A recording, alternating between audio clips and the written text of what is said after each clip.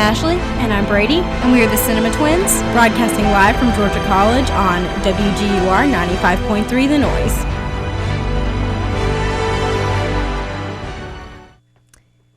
Hello, Georgia College. Brady and Ashley are back with more Cinema Twins this semester. We hope everyone's semester is going great so far. We're excited to talk about some more movies with you guys this semester. So this show is going to be a little different from our shows last semester just because we're going to simply start off with our top 10 list from 2015 of our favorite movies. And then we'll probably talk about the Oscars a little bit because that's obviously a big topic in our movie world. All right. Ashley, tell our audience how we're going to go about the top 10.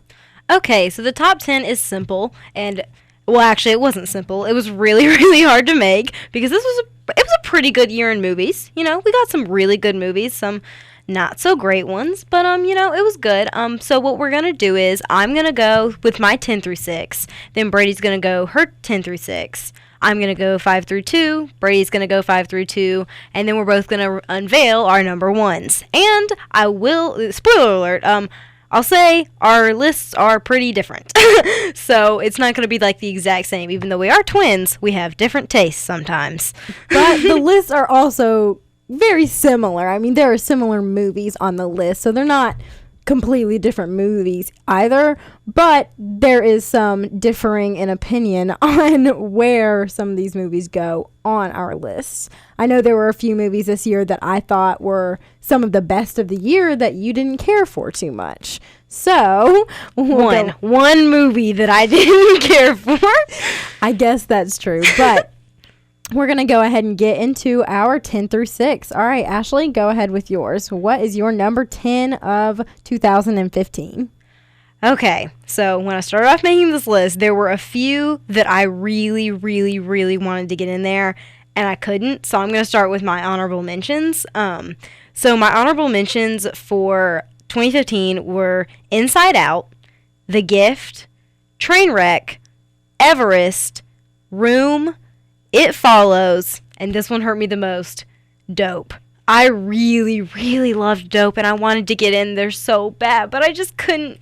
It almost made it, though. If you haven't seen Dope, like, seriously, go out and see it. It's amazing, and it's hilarious, and it's a great coming-of-age story, which I love. Okay, so, gonna go right into it. My number 10 is The Big Short. I saw this movie, like, a couple of weeks ago, and as it started, I was like, somebody saw The Wolf of Wall Street. But then as the movie goes on, it takes this whole different tone. Although it is funny, it ends up different than The Wolf of Wall Street. It's similar, like you could really honestly do a really interesting comparison between The Big Short and The Wolf of Wall Street and how the rich's lives play out when they make mistakes and how the poor's life play out when they make mistakes. And it's really interesting. I loved the direction by Adam McKay. It was very different than anything he's done before. I am not a fan of Anchorman or any of those that he's done, but I loved The Big Short, and I was really happy to see him in the nominations for Best Director. Now, I do like Anchorman. I like some of those more sillier comedies than you do. Like, you don't typically like those. I will go for them. They're a fun, shove popcorn in my face kind of movie. However, I do want to talk about The Big Short because The Big Short is not on my list. And it is in my honorable mentions. But I will say that I definitely agree about the comparison between The Wolf of Wall Street would be very interesting because particularly the endings of the two movies really set them apart. And I would like to say I agree about Adam McKay's direction also. He was nominated, correct? I'm glad he was nominated because I'm glad he was nominated. I would have put someone else in there. But Ridley Scott. I am glad that he's in there simply because... We'll talk about the Oscars. Sorry, I was going to say somebody else.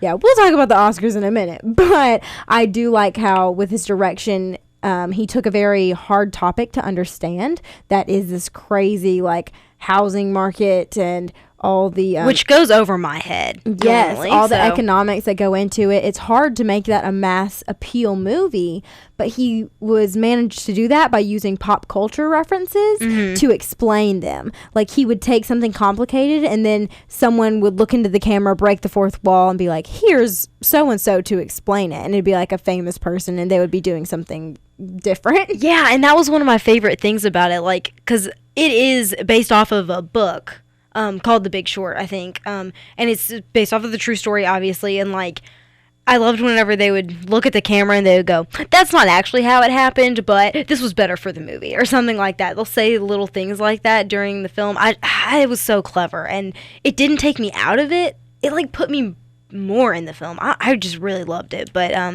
yeah, that was my number 10. And you talked about shoving popcorn in your face, Brady. My number 9 is Mad Max Fury Road.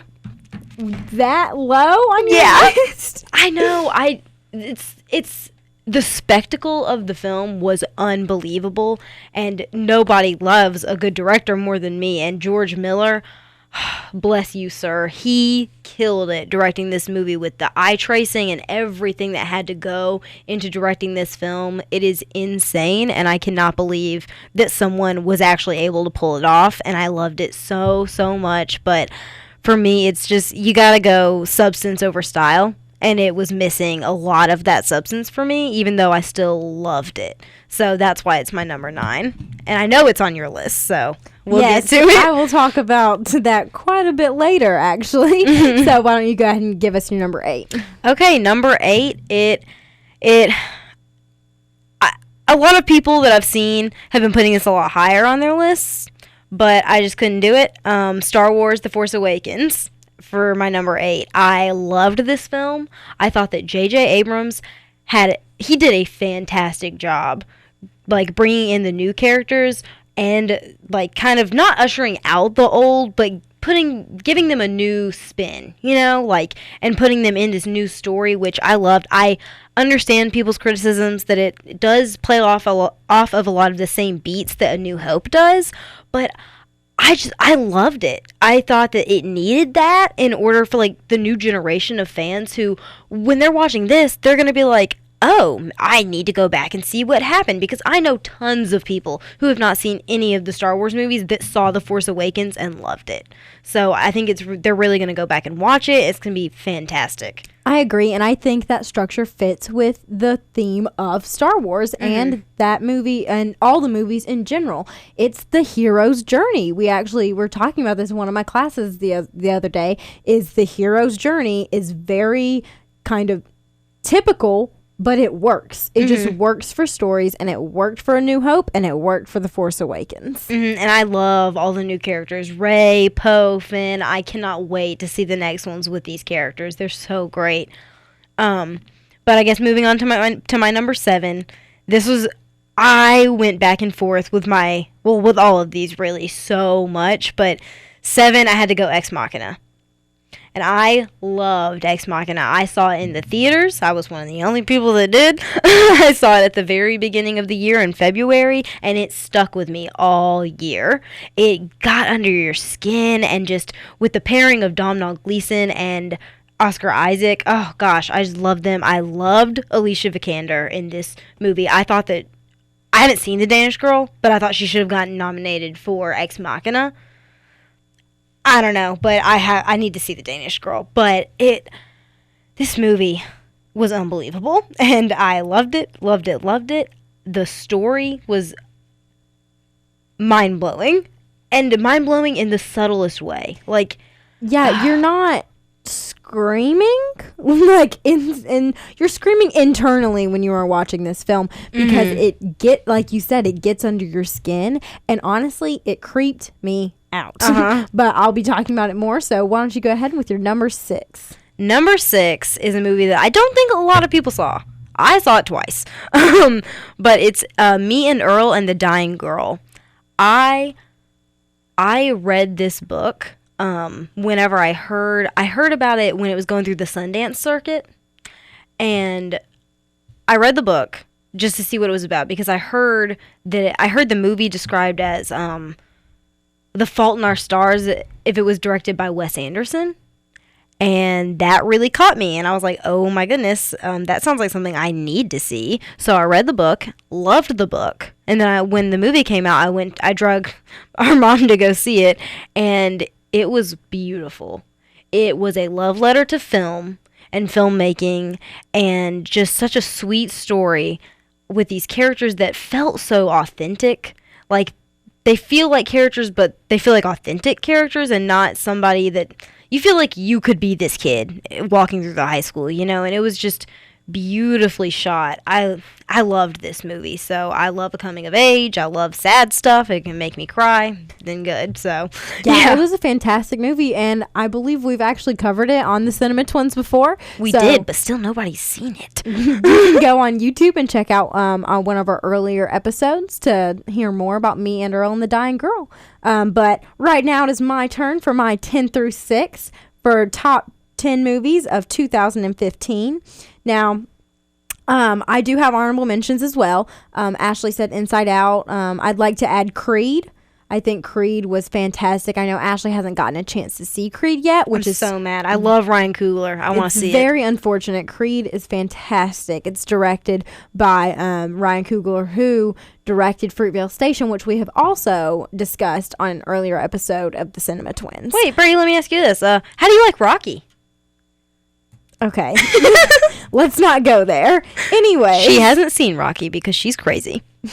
Anyways, and then the Big Short and Me and Earl and the Dying Girl are on my honorable mentions. They did not make it into my top 10. But what did is my number 10 movie of the year, Spotlight. Now, Spotlight might win Best Picture this year. It is a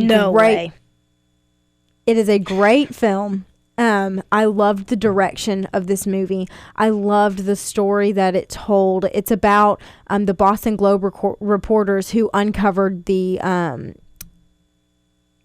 Catholic sex scandal? Yes, the scandal. That's the word I couldn't remember. The scandal that happened in the Catholic Church.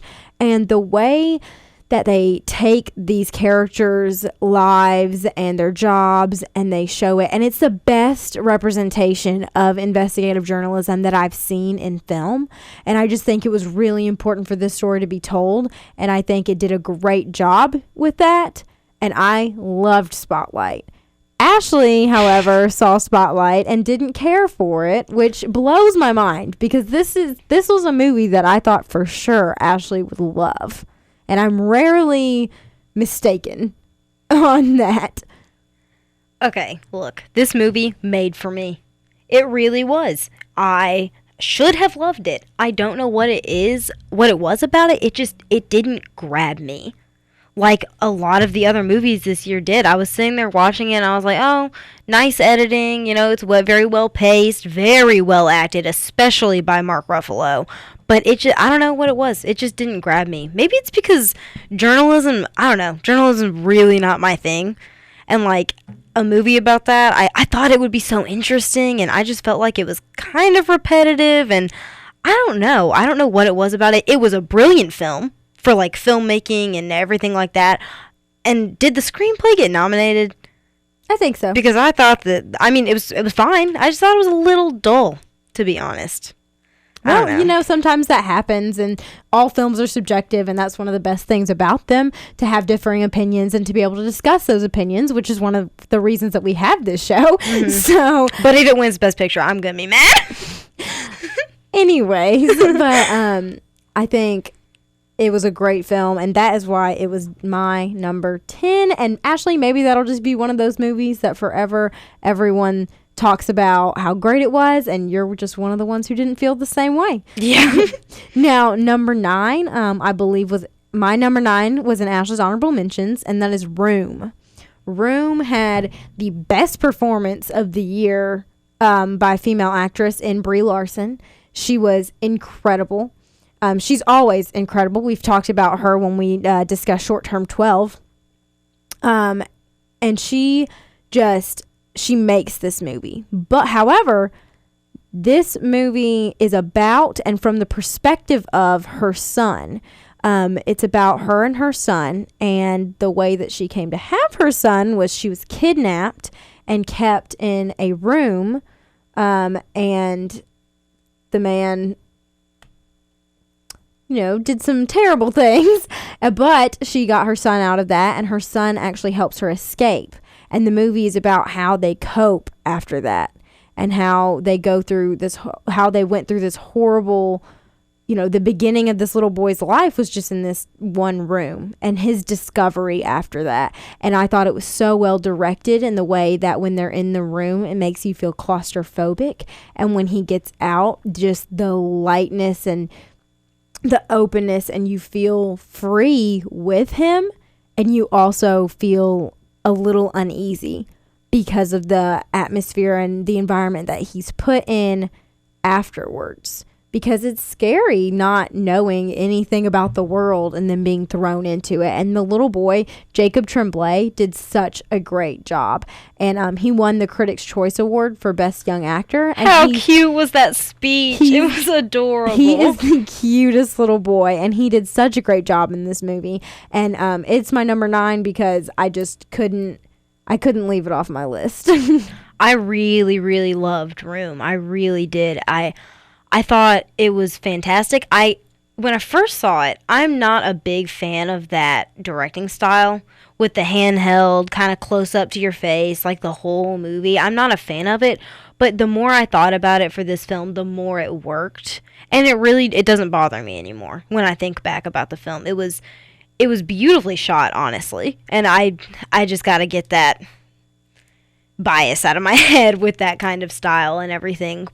But I honestly, we said about Brie Larson, we said she should be an A-list actress right now. And I think that this is going to bring her into that. And she's already gotten the Oscar nomination. She'll probably win. And I'm so happy about that. And you are so right about Jacob Tremblay. He's fantastic in this movie. I hope he's not one of those young actors that just disappears. Like that kid from Looper.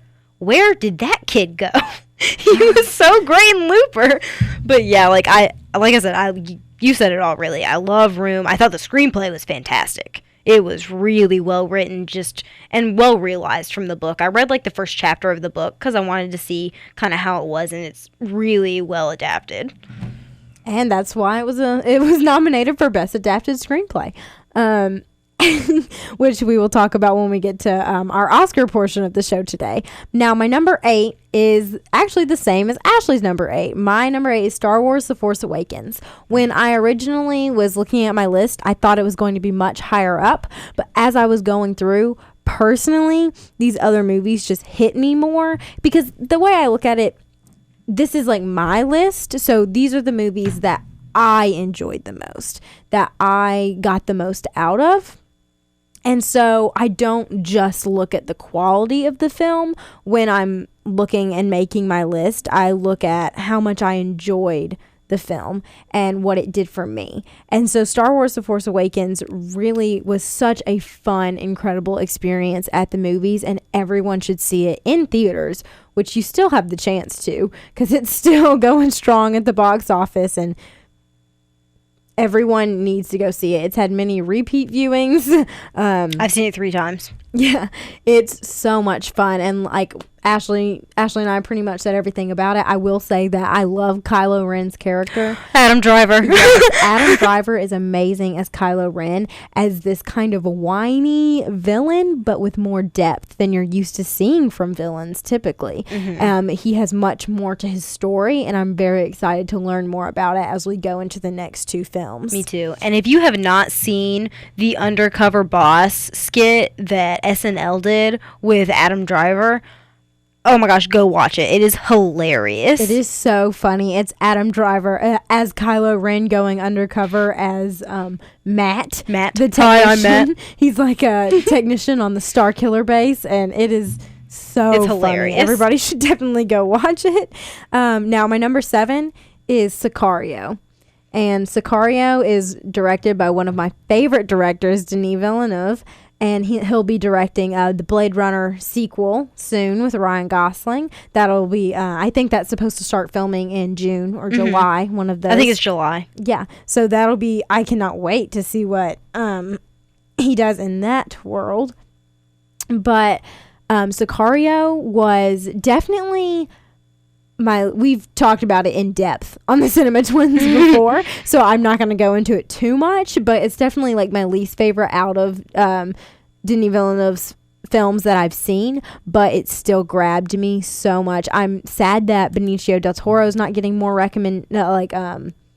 award nominations. Yes, not getting more recognition. That was the word. More recognition for what he did in the film, because it was so good. But like we've talked about Sicario in depth before. I'll move on to my number 6, which is Steve Jobs.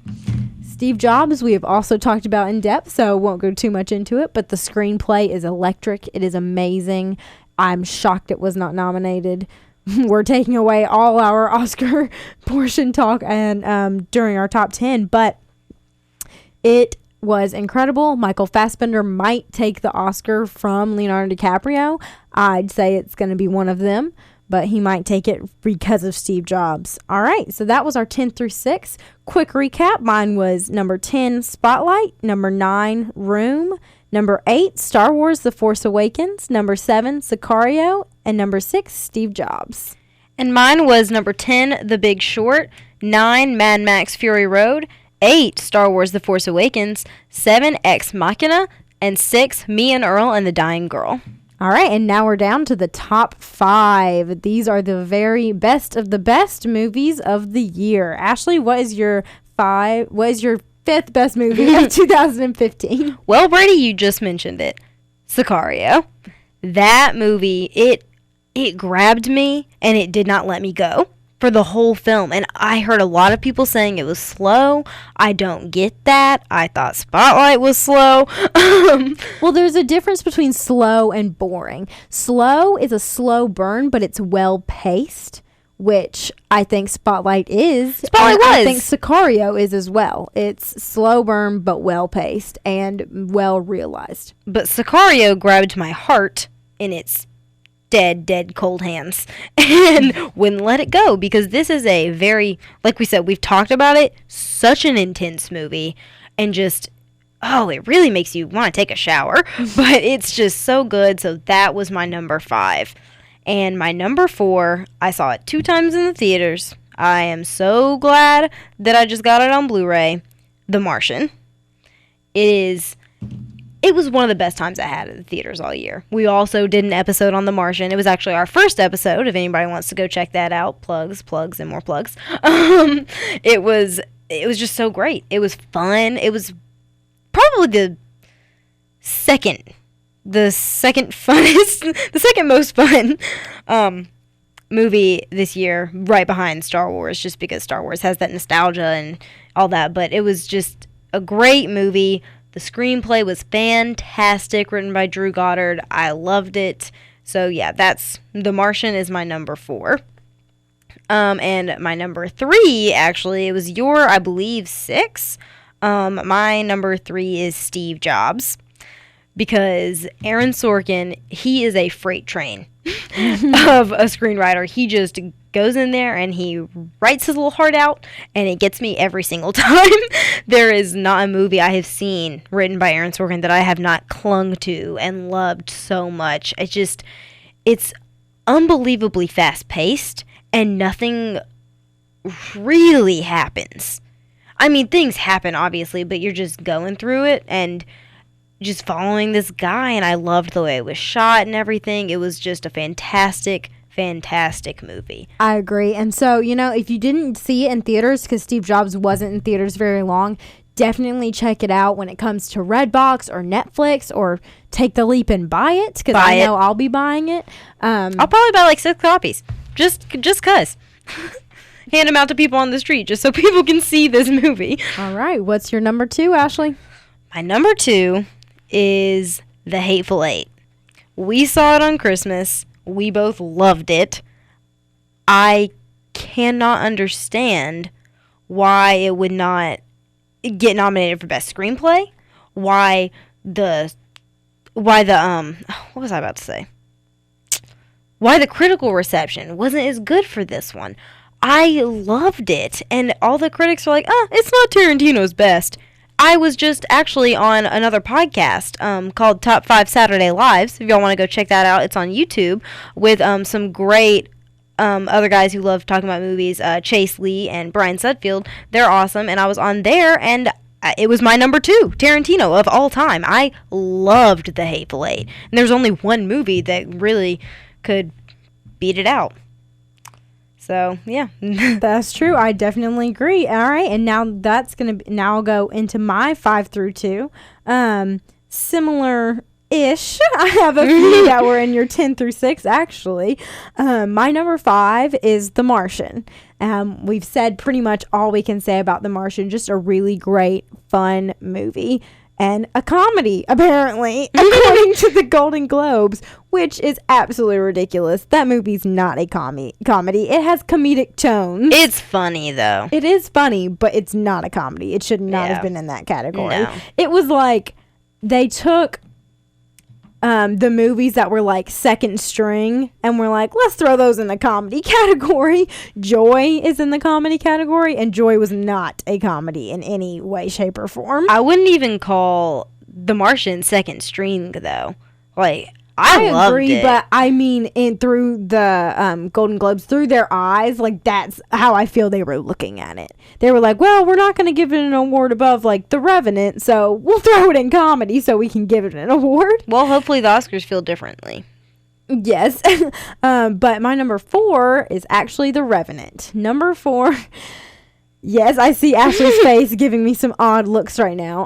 The Revenant was one of the best movies I've ever seen. And like I said earlier, here's why The Revenant is number 4, which is low compared to Ashley's, which you'll find Spoiler out. alert. Spoiler alert.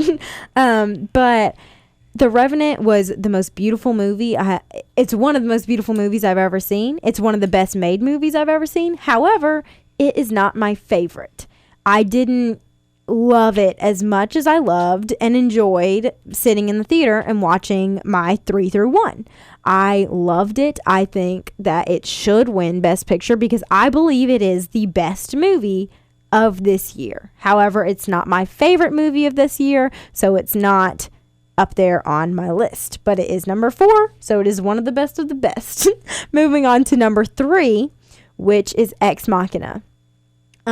This movie, it might be because I saw it a little more recently, but it grabbed me, and I will never forget the screenplay, the acting, The sound design. yes, the eerie tone that you feel when you're in this secluded building and area in the world where you're just cut off from everything. It's incredible. Ex Machina is so great. If you haven't seen it, check it out. We've talked about it before. So, you know, all these repeat movies that we always bring up, definitely check those out because you don't want to miss them. My number 2 is Mad Max Fury Road. Mad Max. Wow. Mad Max. It came out earlier in the year. And I have not been able to shake that film since I saw it. From the second Mad Max started, my jaw dropped, and the action did not stop until the very end of the movie. It is the most tense, fun, entertaining, energetic movie. Like, it's so much fun to watch. And I can't wait I bought it on Blu-ray on Black Friday for super cheap. So I'll be watching this movie over and over and over again. It's one of my favorites. George Miller is a genius. At over 70 years old, this man is making these high octane movies, and it really just blows my mind. He is a genius. He's a master. It is action, I feel, is so difficult to direct and to capture in the right way, and I've never seen more action in a movie, and it's perfect. It's flawless, and you don't miss a thing. The way George Miller directs it, you don't miss anything. And these other directors out there are using shaky cam to throw you off and just kind of think that a lot's going on without really nothing's happening. Yes, without putting the effort in like George Miller did at 70. So those other action directors need to step it up because Mad Max knew what it was doing. Now for the big reveal, our number one favorite movies of 2015. Ashley, what do you got? Well, obviously, The Revenant. I saw this movie the day it came out in a theater full of the elderly. For some reason, I don't know why it was like that, but that's just how it happened. And from the opening shot of this movie, I was mesmerized. Emmanuel Lubezki has done it again. He did it with Gravity. And then he did it with Birdman, and he did it again with The Revenant. He's going to win the Oscar for Best Cinematography. I have no doubt in my mind. And it's just unbelievable what he can do with the camera. But like I said, from the second it started, it grabbed me. I didn't let go, just like that bear with Leonardo DiCaprio. It was just visceral and unbelievably brilliant. It honestly, I told everybody this. I had a religious experience with The Revenant. I felt like I was at home. I was at home sitting in that theater, and it made me feel, cold. I was cold because that movie, the whole thing is just, gosh, I'm losing my words right now because I love this movie so much. It was just unbelievable and beautiful, and it got kind of surreal at points in the movie, which I wasn't expecting, and I just loved it. Alejandro Inarritu, you did it again. Birdman was my favorite movie last year, and I thought that Birdman was the best movie last year, which normally this doesn't happen to me, like you were saying, like, oh, it was the best, but it wasn't my favorite. But the past 2 years with Alejandro Inarritu, I do believe Birdman was the best movie of 2014, and it won Best Picture, thank goodness, and it was my favorite of last year. And this with The Revenant, I think it will win Best Picture, and it was my favorite of this year, and I loved it. Brady, what did you think about The Revenant? I mean, I agree with everything you said completely, and it's really astonishing to listen to the genius that is Alejandro Inarritu. He knows what he's doing, he knows what he wants to do, and he carries it out with perfection. If you listen to him, I can't think of the site that did the video, but if you listen to him talk about certain scenes in The Revenant, it's incredible to listen to the mastermind behind this incredibly beautiful film. It's really amazing, and I feel privileged to get to watch his films and enjoy them. I thank him every time I see one of his movies because it's amazing what the man can do, and he's truly given us a gift with his films that I will cherish forever. All right, guys, it's time. My number one pick of 2015 is The Hateful Eight, directed by Quentin Tarantino. I am baffled that more people have not enjoyed this movie the way that Ashley and I did. I truly don't understand it. I love that Tarantino went back to the condensed story, the smaller story, the smaller venue of the film. I loved it. Seeing it in 70 millimeter was gorgeous. It was absolutely beautiful. I love what Tarantino did. The intermission was great. I think it went well with the film. I had so much fun watching this movie. I saw it on Christmas Day in a crowded theater, and it was fantastic. Just everyone howling laughing at Tarantino's incredible dialogue. He truly writes like no other. His dialogue is the most fun to listen to. It is hilarious and keeps you interested throughout the entire film, even at the slower moments. The beginning of The Hateful Eight, I will admit, is a little slow, but never boring. Just listening to Tarantino's characters talk to each other is precious. It's amazing to listen to Kurt Russell and Samuel L. Jackson and Walton Goggins in this film. Walton Goggins he was such a standout. Yes, he was so good. He impressed me so much in that movie. His character didn't love until the end. What I love about this movie is that all these characters, I mean, the title really says it all. The Hateful Eight. They are hateful. They are crude. They are bad people altogether. And you know what? I love it. I love watching these characters. It kind of takes me to a different place because I'm lucky enough to where, I haven't surrounded myself with too many hateful people. So maybe sometimes I want to go to the movies and watch them fight with each other. And it's amazing. Especially, I love Tarantino's stylized violence. I love the way he does it. I think it's amazing. Some people find it to be too much. I'm just not one of those people. Ashley, what do you want to say about The Hateful Eight? Anything else? I loved it so much. Like you said, I really don't understand what people's problem was with it. Like, I thought it was gorgeous. I loved the choice that he made to shoot it in 70 millimeter because of the wide viewing, and it was just gorgeous. I loved the dialogue. I loved every single character, whether they were hateful or not, and they were just so great. Walton Goggins, I'm gonna keep an eye on him now. Because when he first showed up, like, whenever I was watching all the trailers, I was like, oh, huge star, huge star, huge star. Who's that? And now I'm like... He was in Django very briefly. I knew he was in Django. He's on the show Justified. Oh. Well, he's... A revelation has happened. Yeah. Still, though, I was like, who's that? And then coming out of the movie, I was like, I'm going to keep an eye on him because he was great. And he knew how to work with Tarantino's dialogue and with the character that Tarantino wrote. Mm-hmm. It was fantastic.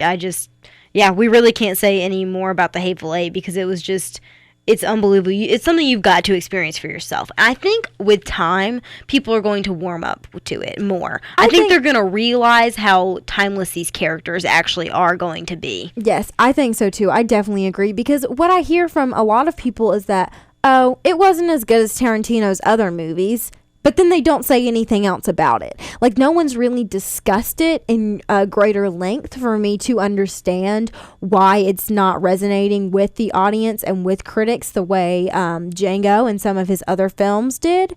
But it is personally one of my favorite of his. I like the contained stories. That's why Reservoir Dogs is one of my favorites. Mm-hmm. I love that Tarantino went back to that. His first film, Reservoir Dogs, was that contained storyline with these crazy characters. And he went to that with The Hateful Eight, and it was incredible. And I cannot wait to see what Tarantino does next. Same here. I love it. All right. We're going to move on to some Oscar talk here. Which is one of our favorite things to talk about, clearly, as we littered it all through our top 10 list. I hope you enjoyed that. We certainly enjoyed putting the list together and just reminiscing about some of our favorite films of the year.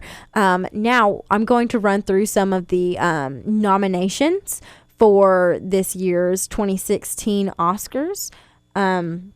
Just the big categories that we have some things to say about.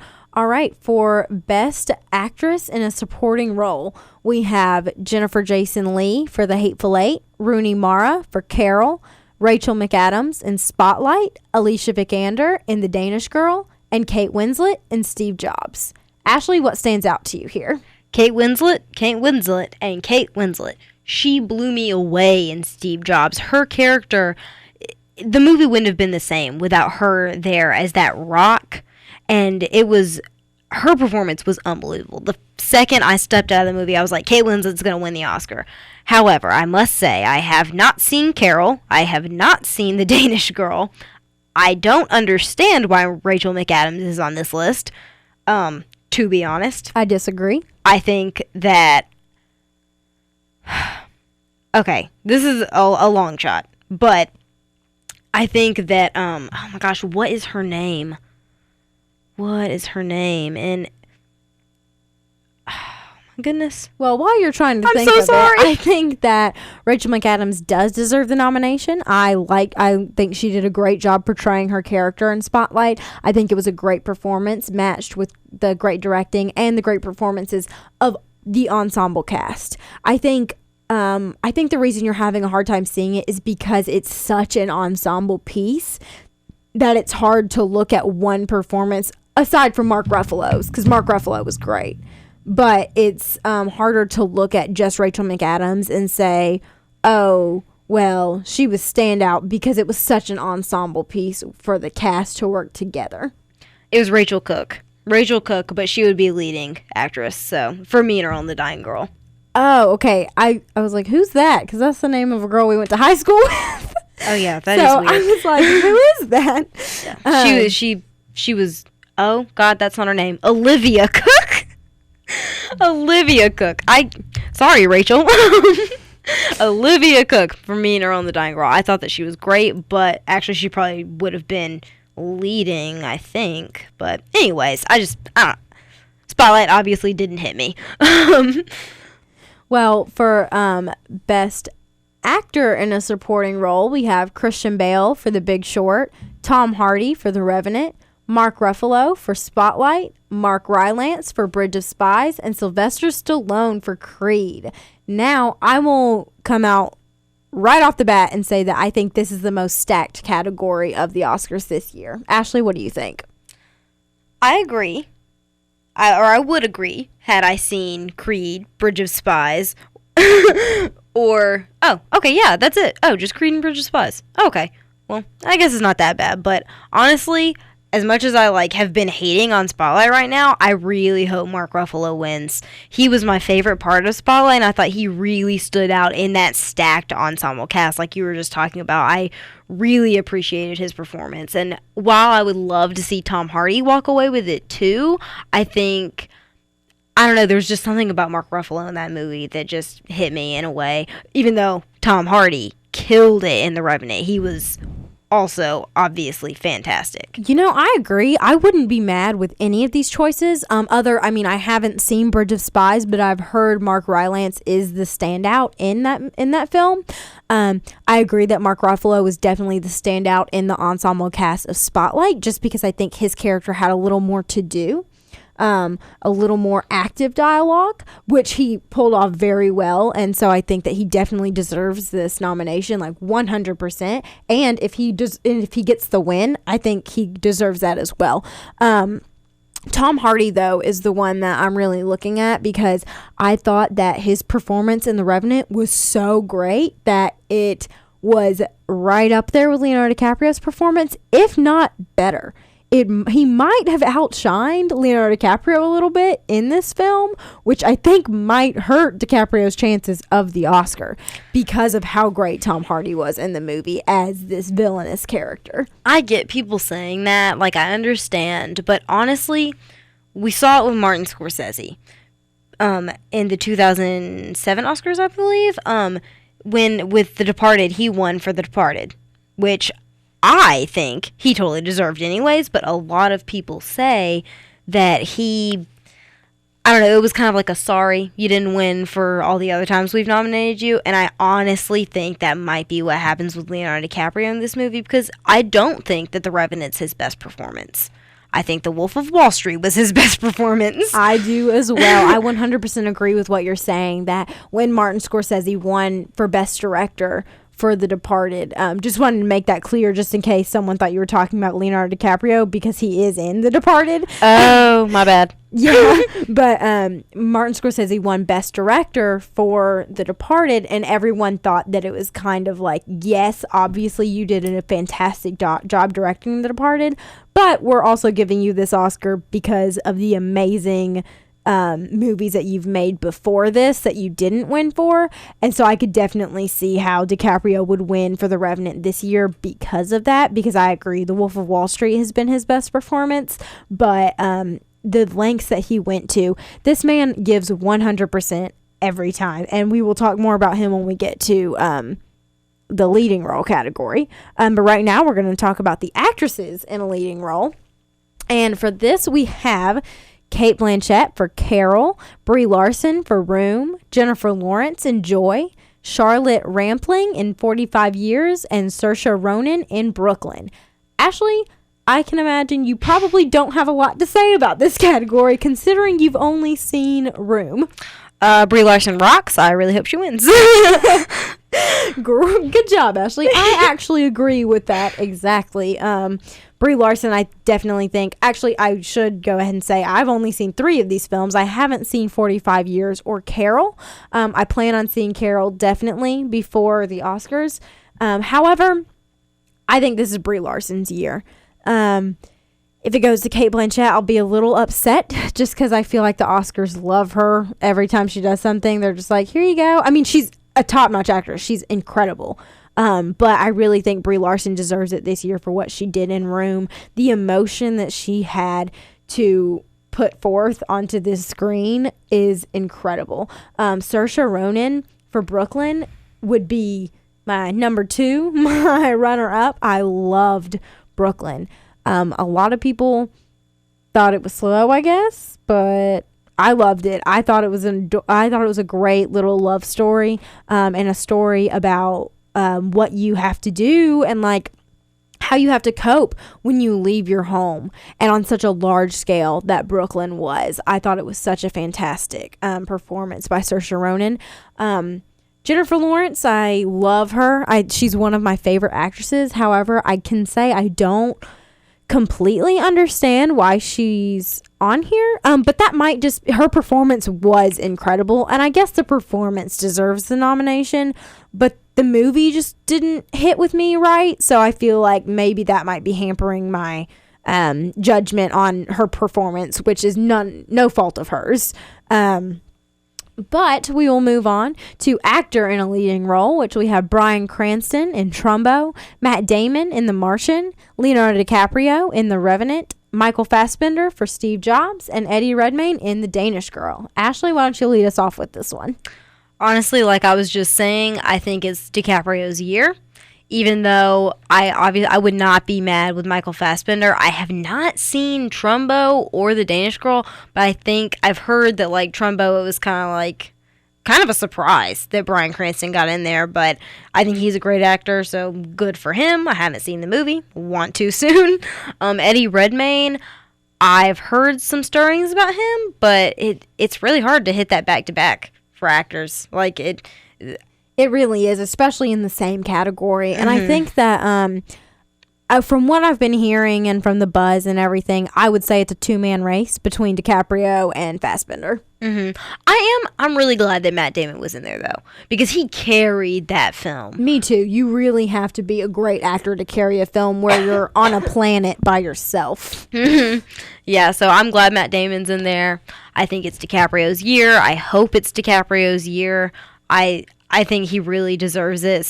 But however, if Michael Fassbender takes it, I'd be just as happy because I loved Steve Jobs and I loved Michael Fassbender. He didn't look anything like the guy, and I believed 10,000% that it was him. It was so great. I agree. Michael Fassbender, I would not be upset at all if he took it from Leonardo DiCaprio because, honestly, I feel like DiCaprio, you're going to get one eventually. If not this year, maybe for Devil in the White City, which Martin Scorsese is directing, and Leonardo DiCaprio will be playing a serial killer. Aww. So, yes, match made in heaven. We'll see how that goes. All right, so for Best Picture, we have The Big Short, Bridge of Spies, Brooklyn, Mad Max, Fury Road, The Martian, The Revenant, Room, and Spotlight. Ashley, what do you think of the nominations for Best Picture this year? I have never been more shocked and I have never been more happy than to see Mad Max in this category.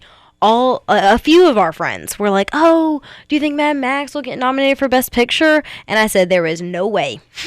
There's no way that is happening. And then when I was watching the nominations and that came up, I was so excited. I think I literally jumped for joy. I was so excited because I loved Mad Max. I did not think that the Academy would appreciate it the way that they have, and I was shocked that they did. Yes, the Academy, which, by the way, 93% are white men over the age of 60. So, so I am shocked that Mad Max Fury Road got in there. It was just so great. I'm glad Room got in there. Brooklyn, I'm glad got in there. Some of these smaller films, you know what I mean? Even though I haven't seen Brooklyn yet. A little surprised to see Bridge of Spies there. I didn't expect that at all. I would have rather seen something like Ex Machina get in there over that, or, Meet Her on the Dying Girl, or Sicario or whatever. I'm a big fan of most of these movies, so I thought that they pretty much hit the nail on the head, excluding Ex Machina. Yeah, I think the list is really great. We didn't mention, but I'm really glad that Ex Machina was nominated for screenplay, as well as Sicario, which we knew. We said this when we talked about Sicario, that it would be nominated for best cinematography, even though Roger Deakins is probably going to be beat out this year by Emmanuel Lubezki. You know what makes me real mad, though? That I just thought about?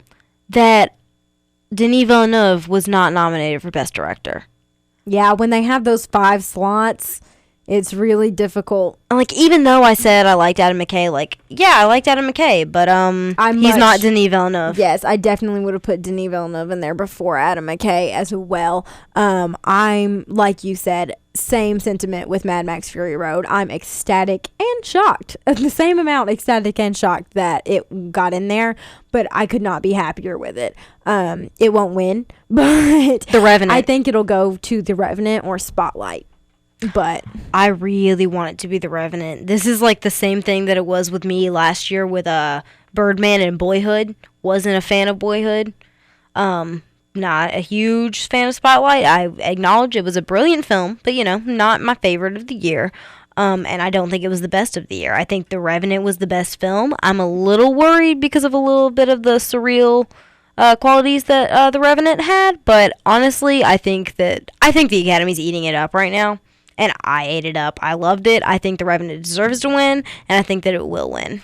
I hope The Revenant wins. However, it has been a long time since the same kind of producer, I guess, won for best, or the same director's movie won 2 years in a row for Best Picture.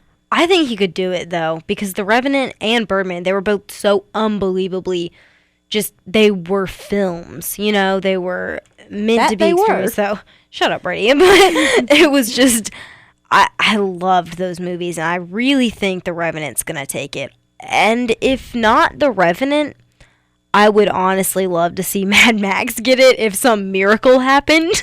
I agree. I mean, like, obviously we did our top 10 list, so my favorites, but the shocker was that The Big Short actually won at, what was the BFA. I think it's the BFAs. thought it was the producers. I have no Guild. idea, honestly. Anyways, The Big Short won at a ceremony which usually indicates, Best for the Picture. most part, what the best picture at the Oscars is going to be, and they gave it to The Big Short. I will be quite disappointed if The Big Short wins. I don't think because there's a chance. I think that The Revenant, I think that plenty of these films were better than The Big Short. I think Ex Machina was better than The Big Short, and it should be in there. I definitely agree. Like, I would have rather seen Ex Machina in there than The Big Short. But, we're both pulling for The Revenant, and we'll see how it comes out. Thank you so much, everyone, for listening for our first night back here. This Thursdays at 7. Should have mentioned that. That is going to be our new time this semester. Thursdays at 7 o'clock p.m. Be sure to tune in every week for the Cinema Twins. Be sure to like our Facebook page, the Cinema Twins, WGUR 95.3 The Noise, and our Instagram, which is the Cinema Twins, and YouTube, the Cinema Twins. YouTube, very important. Yes, go listen to us on YouTube, get us a bunch of views, subscribe, tell your friends, tell people who aren't your friends, just, run up to people on the street, be like, you know what you should do? Listen to the Cinema Twins, because they're awesome. Thank you so much. We hope everyone has a great semester, and we look forward to talking movies with you.